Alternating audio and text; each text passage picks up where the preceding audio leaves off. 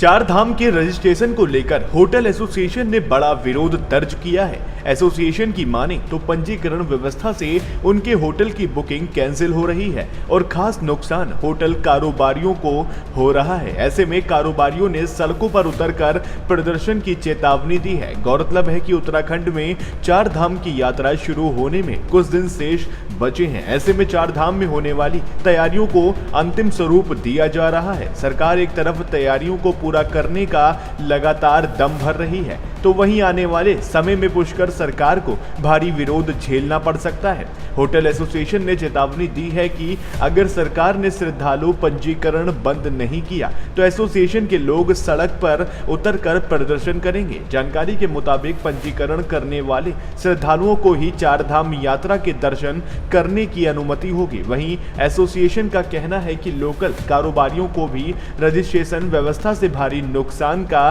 सामना करना पड़ रहा है और उनके सामने आर्थिक संकट पैदा हो गया है। बताते चले कि हर साल लाखों की संख्या में श्रद्धालु चार धाम दर्शन के लिए पहुंचते हैं। ऐसे में श्रद्धालुओं को दिक्कतों का सामना न करना पड़े, उसके लिए सरकार ने पंजीकरण व्यवस्था को शुरू कर श्रद्धालुओं की सुरक्षा की बात कही है।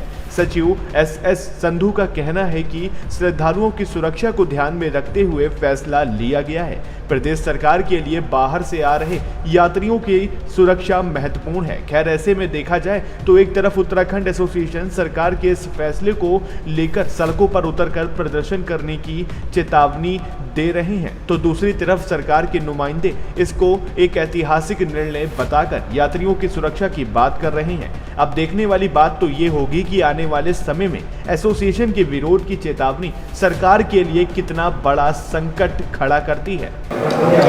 ये कल आपको पता ही है कि कल हम चारधाम यात्रा में भी चारधाम होटल एसोसिएशन भी शामिल थे और वहाँ भी हमने अपना विषय रखा है। और उसी के बाद तुरंत हमारे मुख्य सचिव जी का फरमान आता है कि चारधाम यात्रा में ऑनलाइन पंजीकरण कंपलसरी है। तो ऑनलाइन पंजीकरण का चारधाम होटल एसोसिएशन घोर विरोध करता है और हमने पहले भी बताया है और अभी भी बता रहे हैं, ऑनलाइन पंजीकरण और सीमित संख्या का तो सवाल ही नहीं उठता है चार धाम के लिए। क्यों? पिछले बार कई यात्री हैं जो द्वार से वापस गए हैं, हमें रोना आया है। तुम सनातन धर्म के रखवाले हैं और जो इतनी श्रद्धा लेके आ रहा है और उसको द्वार से वापस किया जाए, तो इस साल वो रिपीट नहीं होना चाहिए।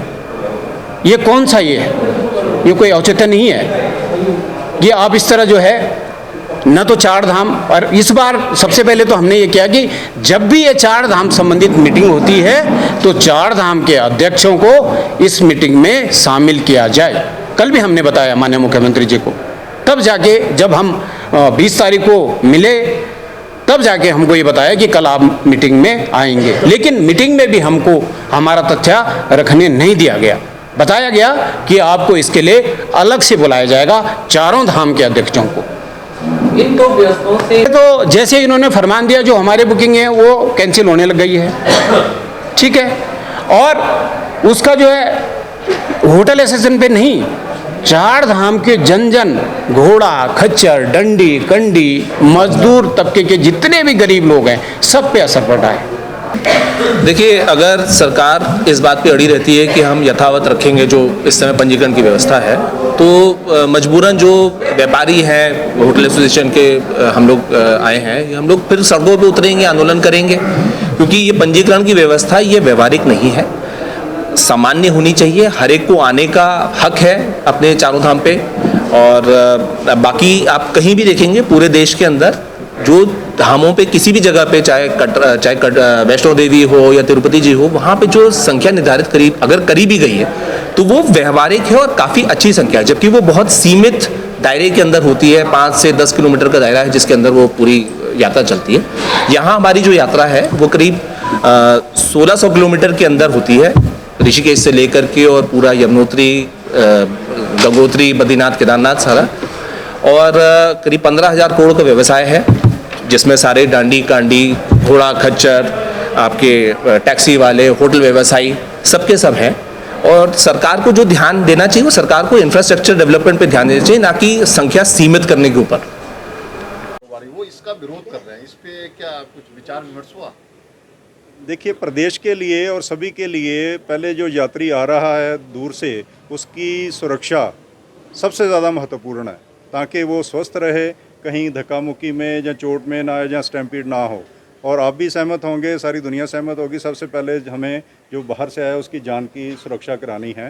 बाकी जब भी कोई नया निर्णय होता है तो किसी को थोड़ा फ़ायदा भी होता है, किसी को नुकसान भी होता है, लेकिन जब किसी की जान बचाने की बात आती है तो सारे फ़ायदे हमें इग्नोर करने चाहिए। सबसे प्रदेश के लिए, हमारे लिए सबसे महत्वपूर्ण जो यात्री बाहर से आ रहा है उसकी जान की सुरक्षा सुनिश्चित करानी। Thank you sir.